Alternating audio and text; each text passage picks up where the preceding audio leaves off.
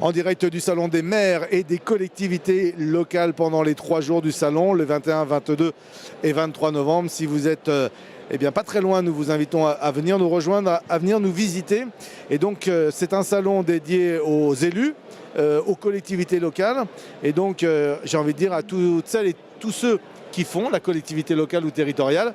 Et ces gens-là, qu'on appelle communément les fonctionnaires, ont la possibilité d'avoir des avantages grâce à ce que dans le privé on pourrait appeler le comité d'entreprise. Et pour la fonction publique, c'est le CNAS, donc c'est le Comité national d'action sociale. Michel Padonou, vous êtes le président de la région centre du CNAS. Bonjour, merci d'être avec nous. Alors, présentez-nous le CNAS. Qu'est-ce que c'est concrètement pour un fonctionnaire ?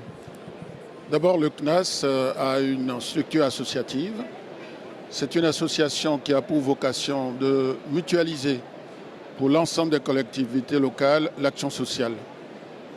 Concrètement, pour un fonctionnaire ou pour un agent d'une collectivité locale, il s'agit de proposer des activités de culture, de loisirs, de voyages, de vacances, d'aide à la précarité, d'aides diverses qui permettent aux agents de les accompagner dans leur vie, de la naissance jusqu'à la fin de vie, puisque le CNAS se situe au debout de la vie humaine.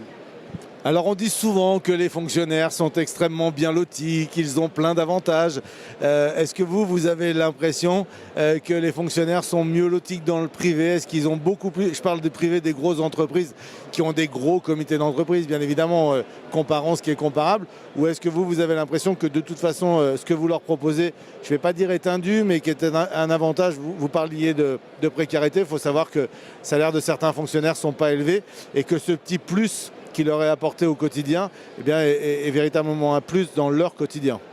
Quand on regarde déjà la structure des consommations des offres du CNAS, on se rend bien compte que les catégories C, c'est-à-dire les plus basses, sont celles qui bénéficient le plus ou qui vont chercher le plus les prestations du CNAS.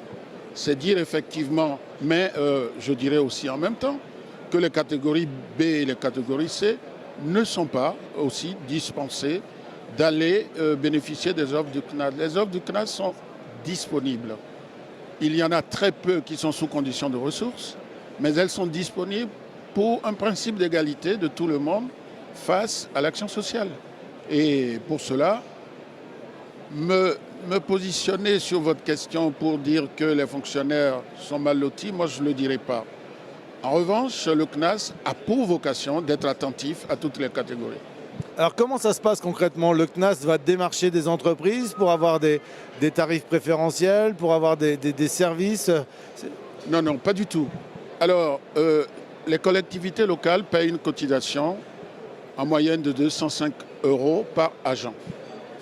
Et à partir de là, tous les agents détiennent une carte qui leur permet, en les présentant auprès des prestataires, de bénéficier de toutes les prestations du CNAS. C'est aussi simple que cela. D'accord, mais le CNAS en tant que tel, comment fait le CNAS pour pouvoir faire profiter des services? C'est vous-même qui allez démarcher les entreprises? Le CNAS, oui, démarche, négocie auprès des prestataires et négocie surtout des tarifs intéressants auprès des prestataires. Quand je prends par exemple la nouvelle orientation de CNAS pour développer les offres locales, les offres locales sont des choses qui ne sont pas forcément dans le catalogue du CNAS, mais qui sont des activités dans les domaines que j'ai cités qui existent sur le terrain. Et donc, chaque délégation départementale est appelée à aller développer les offres locales pour permettre à ses adhérents ou à ses bénéficiaires de pouvoir bénéficier de ces tarifs. Je prends un exemple. Hier, nous avons signé une convention avec un centre aquatique à Tours. 15% de réduction, et ces 15% de réduction qui sont une offre locale parce que c'est localisé à Tours, sont également disponibles pour tous les bénéficiaires du CNAS qui sont en déplacement ou qui passent par Tours. Voilà un peu comment travaille le CNAS. En fait, c'est une offre globale et pour l'ensemble des fonctionnaires. Quand vous négociez dans votre région centre, c'est pour l'ensemble des bénéficiaires du CNAS. Et quand dans d'autres régions, il y a des négociations, c'est pour l'ensemble. Donc en fait, le prestataire a aussi la possibilité d'avoir un volume important de visiteurs et de gens qui vont consommer voilà, que ce soit des villages vacances ou autres. Sous la simple présentation du Sésame, qui est la carte d'adhérent ou la carte de bénéficiaire CNAS. Alors, il y a quelques années, il y avait aussi des primes qui étaient versées lors d'une naissance. C'est toujours d'actualité ? C'est toujours d'actualité lors d'une naissance, lors de la rentrée scolaire, même à l'occasion d'un décès, parce que c'est quand même une période assez sensible de la vie.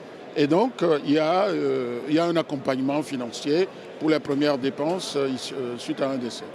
Alors, je dois dire que vous êtes totalement investi dans la vie publique puisque vous êtes également maire adjoint d'une commune dans le centre. Alors, je vais juste vous demander de me redonner le nom charmant de la ville dans laquelle vous êtes maire adjoint.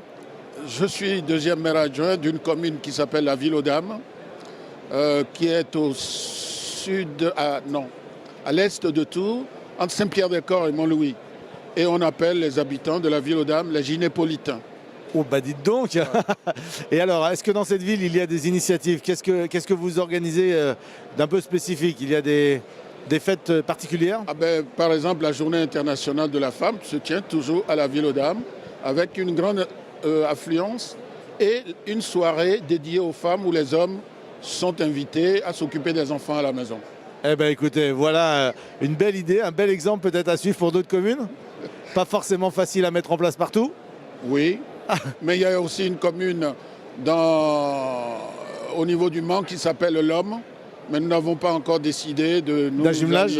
Non, pas encore. Michel Badonou, merci beaucoup. Je le rappelle, vous êtes le directeur régional centre pour le CNAS. Président délégation centre pour le CNAS, le Comité national d'action sociale. Merci beaucoup d'avoir pris le temps de venir nous voir et de nous présenter cet organisme. Merci. Voilà, on se retrouve tout au long de la journée au salon des maires et des collectivités locales pour découvrir les acteurs qui font la collectivité, les collectivités d'aujourd'hui.